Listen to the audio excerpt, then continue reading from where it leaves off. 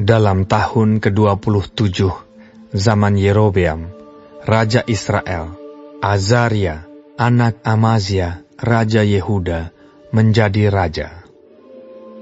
Ia berumur 16 tahun pada waktu ia menjadi raja, dan 52 tahun lamanya ia memerintah di Yerusalem. Nama ibunya ialah Yekolia dari Yerusalem. Ia melakukan apa yang benar di mata Tuhan, tepat seperti yang dilakukan Amazia, ayahnya. Namun demikian, bukit-bukit pengorbanan tidaklah dijauhkan. Bangsa itu masih mempersembahkan dan membakar korban di bukit-bukit itu. Maka Tuhan menimpakan tulah kepada raja, sehingga ia sakit kusta sampai hari kematiannya, dan tinggal dalam sebuah rumah pengasingan. Dan Yotam, anak raja, mengepalai istana dan menjalankan pemerintahan atas rakyat negeri itu. Selebihnya dari riwayat Azaria dan segala yang dilakukannya, bukankah semuanya itu tertulis dalam kitab sejarah raja-raja Yehuda? Kemudian Azaria mendapat perhentian bersama-sama dengan nenek moyangnya, dan ia dikuburkan di samping nenek moyangnya di kota Daud. Maka Yotam anaknya menjadi raja menggantikan dia. Dalam tahun ke-38 zaman Azaria, Raja Yehuda, Zakaria anak Yerobeam menjadi raja atas Israel di Samaria. Ia memerintah 6 bulan lamanya. Ia melakukan apa yang jahat di mata Tuhan, seperti yang telah dilakukan oleh nenek moyangnya. Ia tidak menjauh dari dosa-dosa Yerobeam bin Nebat, yang mengakibatkan orang Israel berdosa pula. Salum bin Yabes mengikat persepakatan melawan dia, membunuh dia di Yibleam, kemudian menjadi raja menggantikan dia. Selebihnya dari riwayat Zakaria, sesungguhnya semua itu tertulis dalam kitab sejarah raja-raja Israel. Bukankah begini firman Tuhan yang diucapkannya kepada Yehu? Anak-anakmu sampai kepada keturunan yang keempat akan duduk di atas tahta Israel.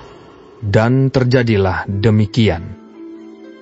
Salum bin Yabes menjadi raja dalam tahun yang ke-39 zaman Uzia, Raja Yehuda. Ia memerintah sebulan lamanya di Samaria. Sesudah itu majulah Menahem bin Gadi dari Tirza, lalu sampai ke Samaria. Ia membunuh Salum bin Yabes di Samaria, kemudian menjadi raja menggantikan dia. Selebihnya dari riwayat Salum dan persepakatan yang diadakannya, sesungguhnya semuanya itu tertulis dalam kitab sejarah raja-raja Israel. Pada waktu itu, dengan mulai dari Tirza, Menahem memusnahkan Tifsah dan semua orang yang ada di dalamnya serta daerahnya. Sebab orang tidak membuka pintu kota baginya, maka dimusnahkannyalah kota itu, dan dibelahnya semua perempuannya yang mengandung.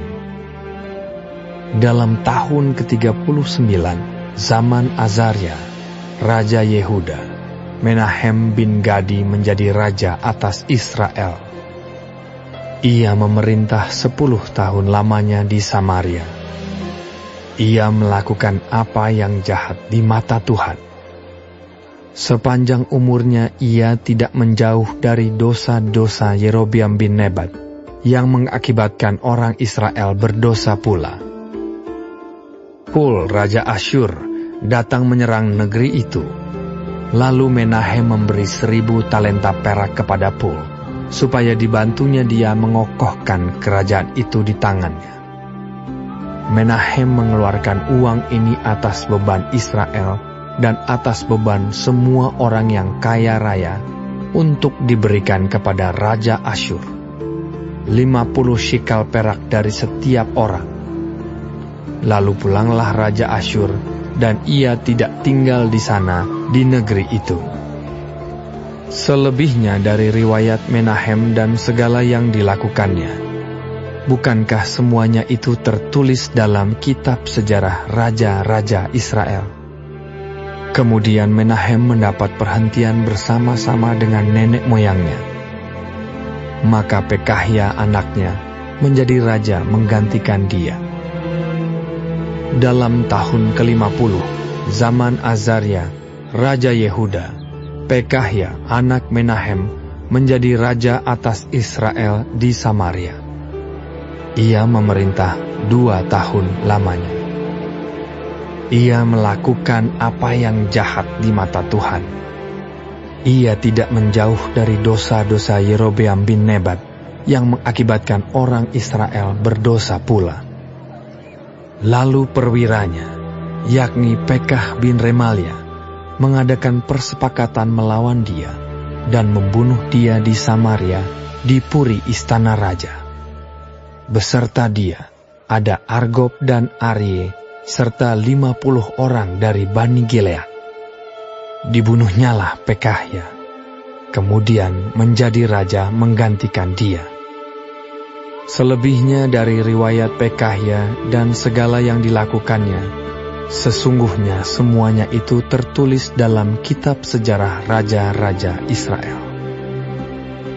Dalam tahun ke-52 zaman Azaria, Raja Yehuda, Pekah bin Remalia menjadi raja atas orang Israel di Samaria.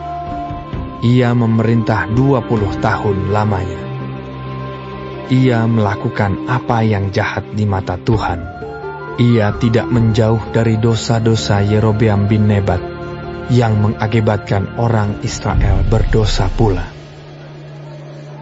Dalam zaman Pekah, Raja Israel, datanglah Tiglat-Pileser, Raja Asyur. Direbutnyalah Iyon, Abel Bet-Maakah, Yanoah, Kedesh dan Hazor, Gilead dan Galilea, seluruh tanah Naftali. Lalu diangkutnyalah penduduknya ke Asyur ke dalam pembuangan. Hosea bin Ela mengadakan persepakatan melawan Pekah bin Remalia. Dibunuhnyalah dia. Kemudian dia menjadi raja menggantikannya dalam tahun ke-20 zaman Yotam bin Uzia. Selebihnya dari riwayat Pekah dan segala yang dilakukannya, sesungguhnya semuanya itu tertulis dalam kitab sejarah raja-raja Israel. Dalam tahun kedua zaman Pekah bin Remalia, Raja Israel, Yotam anak Uzia, Raja Yehuda, menjadi raja. Ia berumur 25 tahun pada waktu ia menjadi raja, dan 16 tahun lamanya ia memerintah di Yerusalem. Nama ibunya ialah Yerusa, anak Zadok. Ia melakukan apa yang benar di mata Tuhan, tepat seperti yang dilakukan Uzia ayahnya. Namun demikian, bukit-bukit pengorbanan tidaklah dijauhkan.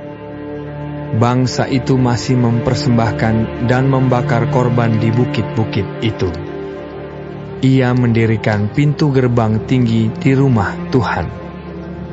Selebihnya dari riwayat Yotam, apa yang dilakukannya, bukankah semuanya itu tertulis dalam kitab sejarah raja-raja Yehuda? Mulai zaman itu, Tuhan menyuruh Rezin, Raja Aram, dan Pekah bin Remalia menyerang Yehuda. Kemudian Yotam mendapat perhentian bersama-sama dengan nenek moyangnya, dan ia dikuburkan di samping nenek moyangnya di kota Daud, bapa leluhurnya. Maka Ahaz anaknya menjadi raja menggantikan dia.